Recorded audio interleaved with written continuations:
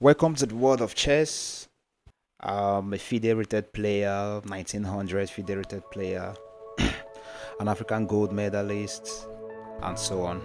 Alright, right now I'll be teaching you guys about chess, okay? You'll be learning every single thing about chess.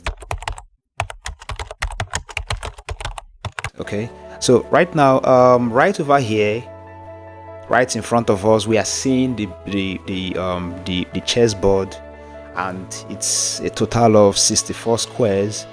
And right in the 64 squares, we have in chess we have the ranks and the files. Okay, this over here is the rank. This is the first rank, second rank, third rank, etc. And this over here are the files. This is the first file, second file, third file, etc. Okay, so the essence of this whole thing is, as time goes, you'll be hearing the ranks and the files. Whenever you're watching chess videos, chess tutorials, you'll be hearing the files and the ranks and all of that. Just take note that these are what they are talking about. Okay, all right, let's go straight to the topic. Well, I will be introducing the names of the chess pieces. Okay, this over here is the pawn. This is the pawn, the little pawn. This over here is called the rook or a castle, whichever one you want to call it. Right beside the rook, you have the knight. I know most of you will be like, what's this horse doing here? You can call it a horse, but the legal name for this piece is called the knight. And this over here is called the bishop. Right next to the bishop is the king. After the king, you have the queen. Now, how do you identify the king? When you look at the chess pieces, you just look for any of the pieces bearing a cross. Okay, whenever you see any piece bearing a cross, just know that's the king. Okay, so this is the king, and this over here is the queen. Right beside the queen, just all we have here, the same thing goes over here. All right, another bishop, the knight, and the rook. So we have a total of 8 pawns. The little pawns, they are 8 in number. 8 pawns. Okay, yeah, a total number of 8 pawns. So whatever you're seeing here is the same setup for black. Okay, after the whole explanation, I'll be setting the board completely, but for now let me teach you guys how they move. Okay, like I said, this is the rook or the castle, this is the knight, this is the bishop, this is the queen, this is the king, there's another bishop, another knight, and another rook or castle, and right in front of them they are called the little pawns. Okay, all right, I'm gonna be cleaning all of this off. All right, we are starting with the pawn. How does the pawn move? So this is the pawn, the little pawn. The pawn moves forward in a straight direction with a step. Take notes, it moves forward in a straight direction with a step. Okay, that's the pawn. And whenever it wants to capture, it captures diagonal with a step.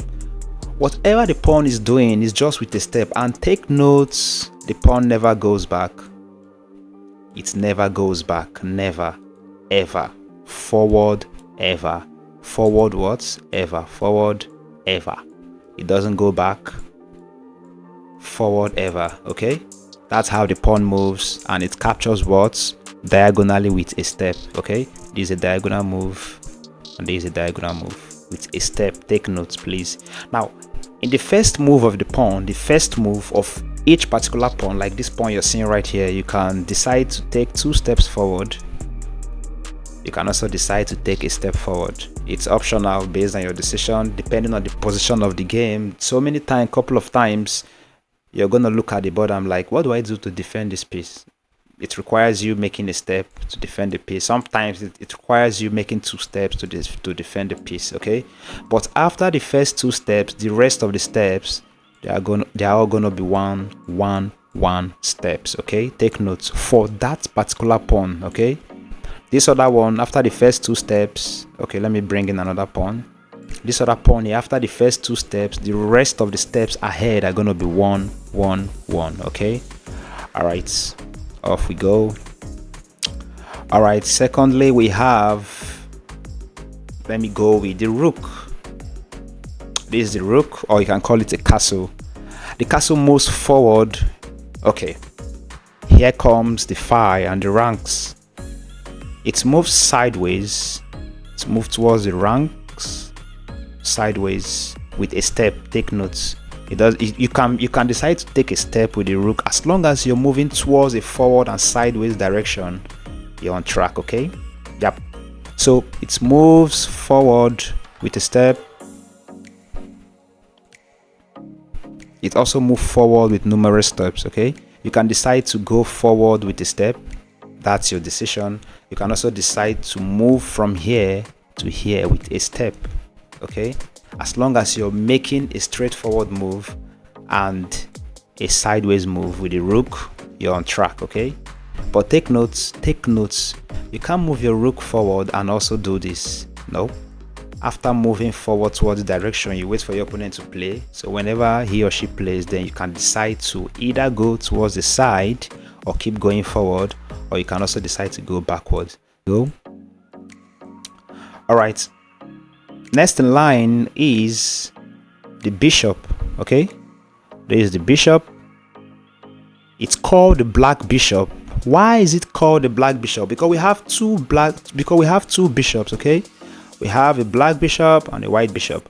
We also have two rooks or castle, anyone you want to call it, but there's nothing like a white rook or a black rook. Okay, we have two rooks.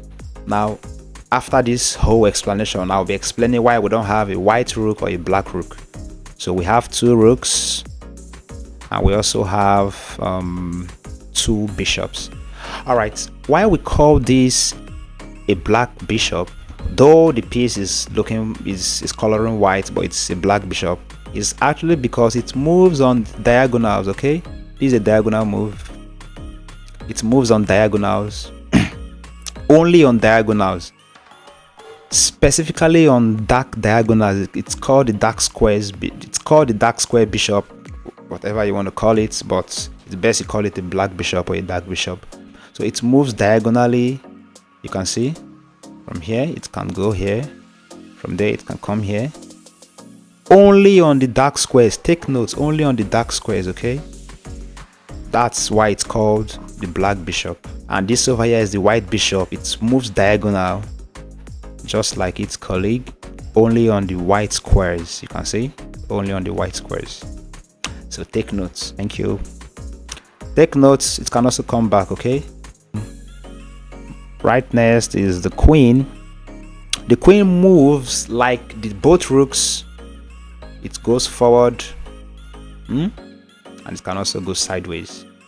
Okay, it goes forward like a rook and it can also go sideways like a rook. Now the queen can also move diagonally like a what? A bishop. What color bishop? I'll be giving you guys 2 seconds to give me the answer in the comment section. What color bishop does the queen moves like?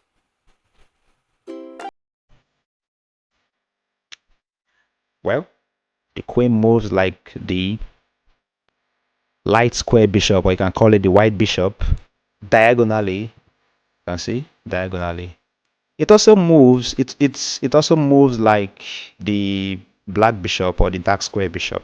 But for you to move like dark square bishop, depending on the square the king is standing on. Okay, this is a light square and this is a dark square. So subsequent time, whenever you're playing with your queen and you decide to make this kind of move, you can see that you've changed square. You moved from your light square to the dark square like a rook. Take notes, you move from what? Your light square to your dark square like a what? Like a rook. Now you have to wait for your opponent to play, of course. Whenever he or she plays and you want to make another move, it's your choice. You can decide to move towards the right hand side like a what? A rook. or you can decide to move diagonally like a what? I'll be waiting for you guys to give me the answer. You can decide to move diagonally like a black bishop or a dark square bishop. Okay, so this is for the queen. If you're going forward with the queen, maintain the forward movement. Don't do like this. What's this? Are you a tout? No. If you're going forward with the queen, you maintain the forward move. Whenever it's your turn to play next, if you want to go diagonally like a bishop, you can move diagonally. Okay, you can't be doing this and eventually switch on the diagonal move. No. This is the king over here. The king moves like the queen. It can go forward, it can go diagonally, it can go backwards, but with one step, just like the pawn. The king moves one step towards any direction. One step towards any direction. Okay, one step. Okay, let me just bring out the arrow. One step towards any direction. You can decide to go forward towards any direction. You can decide to go forward. You can decide to go backwards. You can decide to go diagonally forward towards the right flank, left flank, diagonally backward towards the left flank, towards the right flank. That's for the king's movement. Okay, now take notes, take a proper notes. You see this king you're seeing right here? This is the main purpose of the game. The king is the main reason why we all play chess. So whenever you're playing chess, the objective should be protecting your king first. And guess what? Defeating your opponent's king. Okay?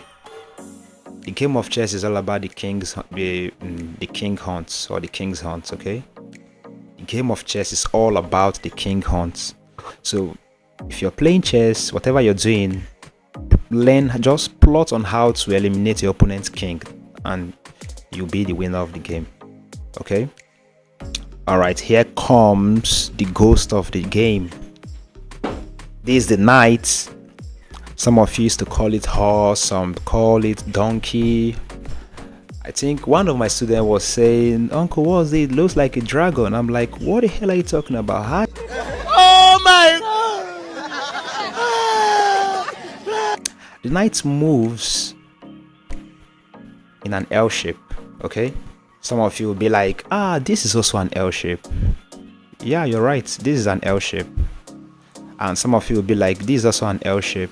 Yeah, you're right. Okay, so for you to get the exact movement of the knight like an L shape, all you have to do is just count 2 steps forward. Now when you're making a step, you can't count from where you're standing.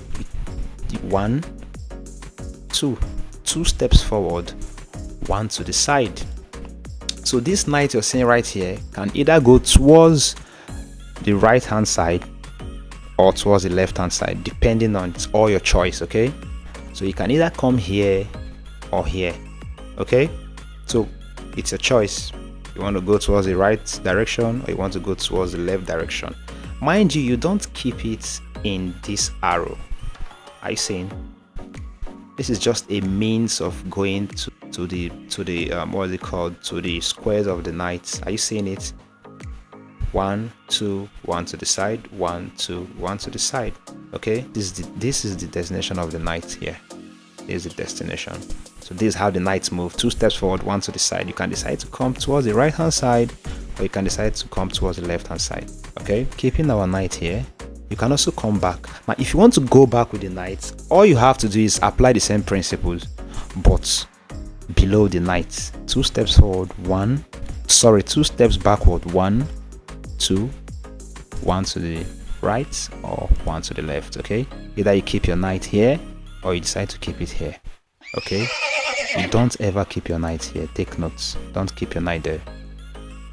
Now if you're going towards the right hand side with the knight, from the right flank you do 1, 2, 1 to the side. Okay, let me use the arrow so you guys don't get confused. 1, 2, 1 to the side or 1 to the side, depending on your choice. Okay, that's the movement of the knight. If you're going towards the left hand side, you're gonna do 1, 2, 1 to the side, 1 to the side. Okay, so take notes. That's for the knight. All right.